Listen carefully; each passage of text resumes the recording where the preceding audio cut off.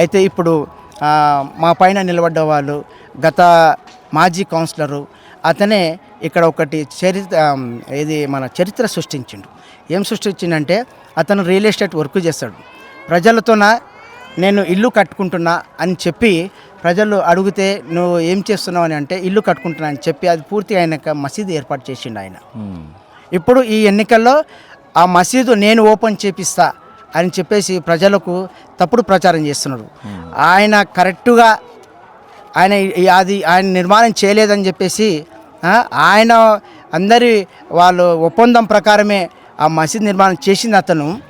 మేము దాంట్లో ఎలాంటి చిన్న ఇంత ఏది మన విషయం కూడా మా విషయంలో తెలియని మేము అసలు ఈ పోటీ నుంచి తొలగించుకుంటాం.